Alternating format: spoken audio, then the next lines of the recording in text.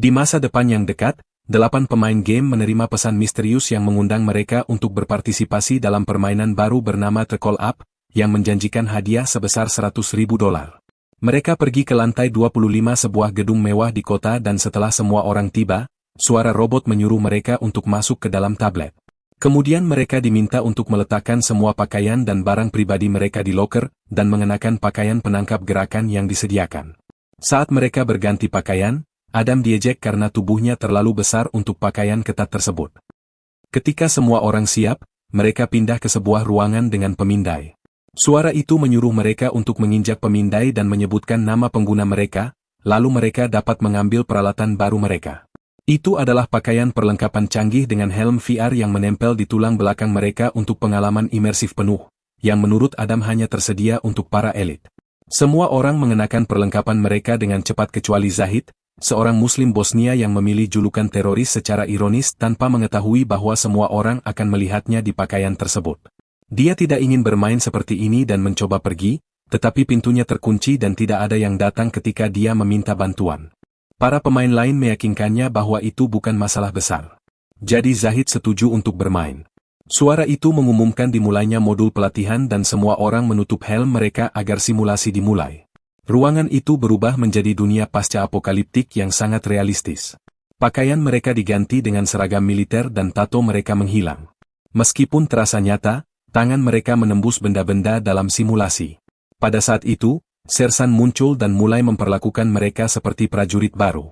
Mereka juga tidak bisa menyentuhnya dan mengangkat helm mereka memastikan bahwa dia tidak ada di ruangan itu. Dia hanyalah NPC yang sangat realistis. Kelompok itu mengikuti Sersan ke ruangan lain tempat mereka mendapatkan senjata mereka, yang dalam kehidupan nyata hanyalah properti. Sersan meminta mereka untuk menguji senjata mereka pada sejumlah botol dan para pemain terkesan dengan efek recoil yang realistis. Setelah mereka berlatih sebentar, Sersan menembak 2 dari mereka, yang menyebabkan mereka kehilangan rompi mereka. Karena ini hanya tutorial, mereka langsung mendapatkan rompi pelindung mereka kembali saat Sersan menjelaskan bahwa terkena tembakan sekali saja berarti kehilangan perlindungan dan membuat mereka rentan. Jika mereka terluka setelah kehilangan rompi, mereka dapat menggunakan suntikan serum khusus, tetapi mereka hanya mendapatkan 1 suntikan saja.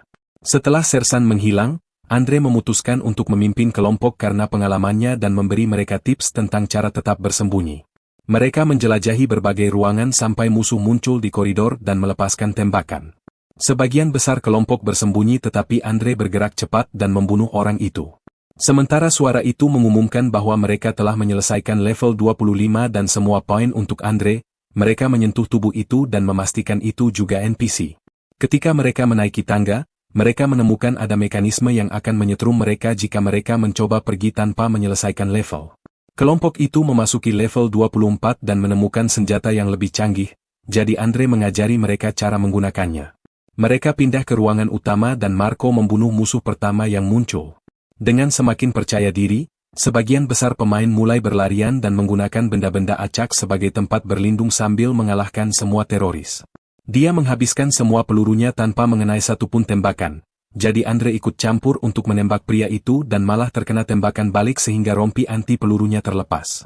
Sementara itu, Taylor mengalami serangan panik. Ternyata seorang temannya menerima undangan dan dia datang menggantikannya, tetapi dia tidak tahan dengan realisme permainan tersebut. Shelley mencoba menghiburnya dan mengingatkannya bahwa ini hanyalah permainan, tetapi ketika tiba gilirannya untuk menembak seseorang, dia juga tidak bisa melakukannya. Teroris yang mendekati para gadis dibunuh oleh Carl, yang kemudian ditembak dan kehilangan rompinya juga. Carl mencoba menyerah, tetapi musuh menembaknya lagi, jadi Shelley berlari keluar untuk membunuh orang itu. Baik Carl maupun Shelley membuka helm mereka dan bahkan dalam kehidupan nyata, Carl dapat merasakan rasa sakit yang tak tertahankan. Mereka kembali ke permainan dan Andre menyuntik Carl dengan serum untuk menyembuhkannya secara instan. Carl yang trauma membuka helmnya lagi untuk muntah dalam kehidupan nyata dan mengatakan ini tidak mungkin permainan.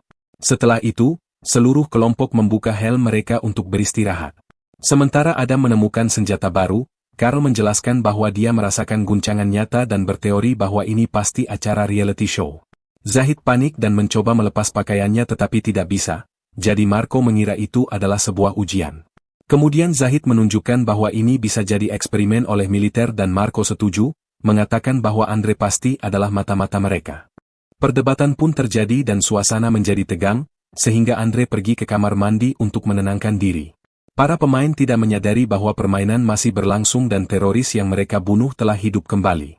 Salah satu dari mereka menyudutkan Andre di kamar mandi dan dia hanya sempat menutup helmnya sebelum ditembak jatuh. Dia ingin menyembuhkan dirinya sendiri, tetapi dia sudah menggunakan serum pada Carl. Yang lain mendengar suara dan menutup helm mereka juga, hanya untuk kemudian Edward langsung ditembak jatuh.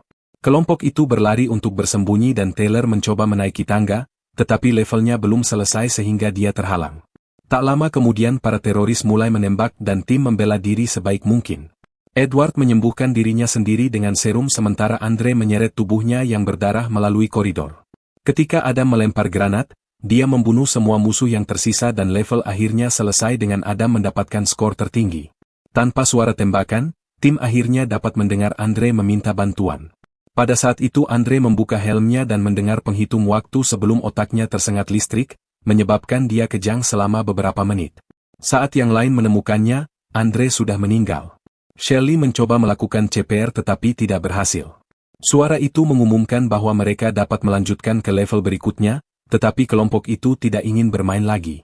Mereka melihat darah di tanah dan menyadari helm itulah yang membunuh Andre, jadi mereka mencoba melepaskannya, tetapi tidak mungkin. Zahid panik dan mengambil alat pemadam api sambil meminta bantuan untuk sebuah ujian. Seorang sukarelawan memukul Zahid dengan alat pemadam api beberapa kali, tetapi helm itu tetap tidak bisa dilepas. Pada saat itu mereka dipanggil untuk bermain oleh Sersan, yang langsung melewati Carl sebelum menendang Zahid beberapa kali untuk menghukumnya karena melanggar aturan. Karena Sersan memperingatkan mereka tentang hukuman jika tidak bermain, kelompok itu tidak punya pilihan selain terus bergerak.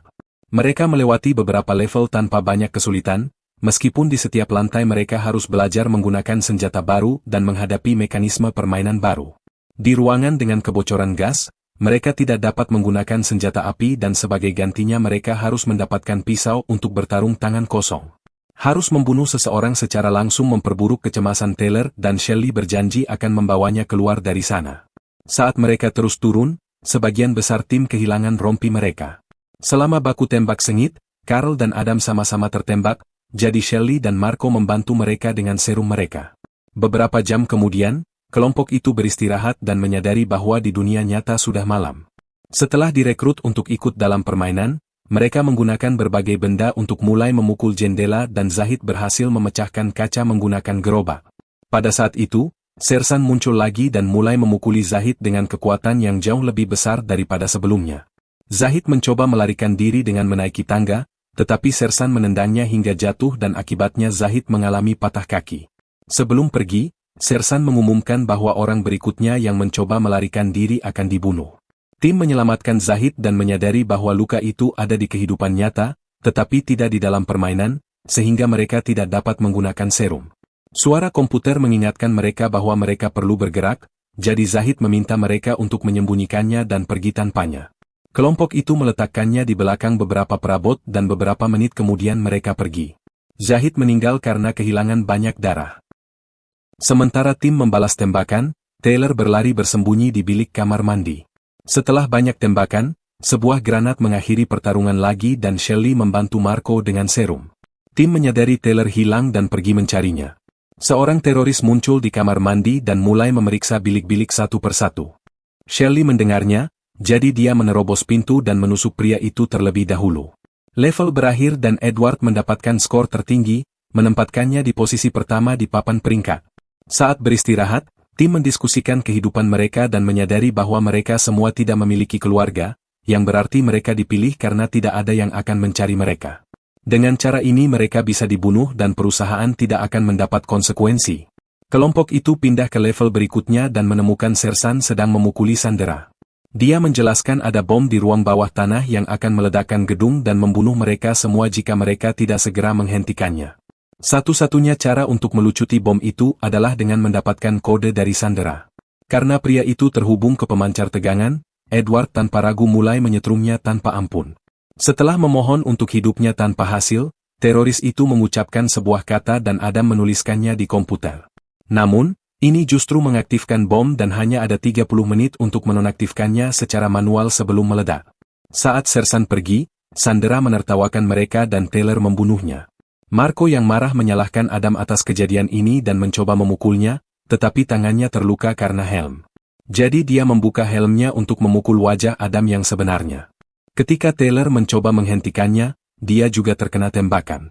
Pada saat itu, suara teriakan sersan terdengar mengatakan bahwa dia menahan pintu lift agar tetap terbuka. Tim bergegas masuk dan lift mulai turun, hanya untuk berhenti secara tiba-tiba. Pintu tidak terbuka sepenuhnya sehingga Marco menariknya untuk menciptakan ruang yang cukup bagi semua orang untuk keluar.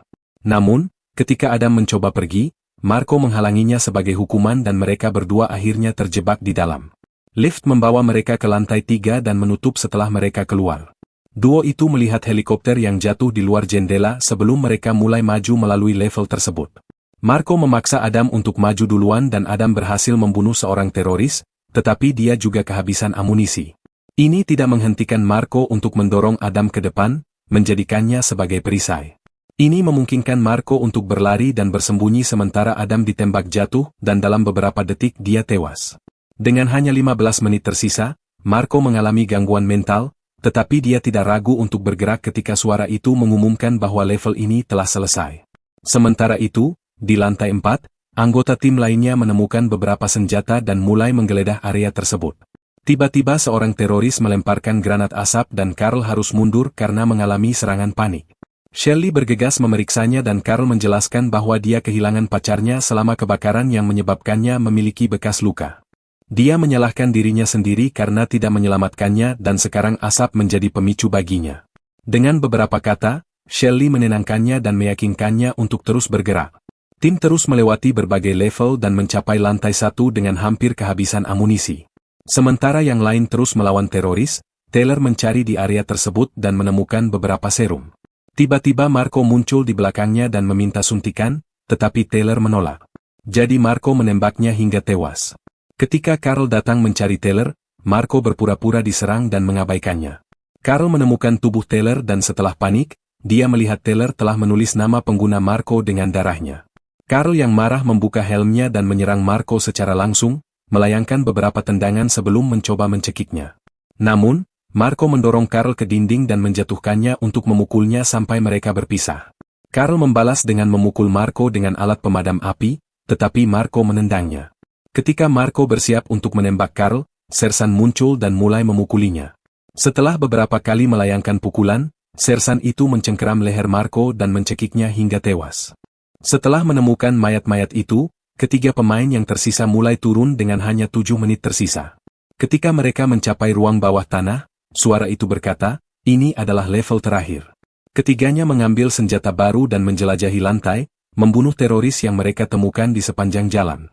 Setiap kali ada celah, mereka mencoba bergerak menuju bom, tetapi musuh terus berdatangan. Carl melempar granat dan mengakhiri pertempuran, sehingga sekarang mereka dapat bergerak lebih cepat.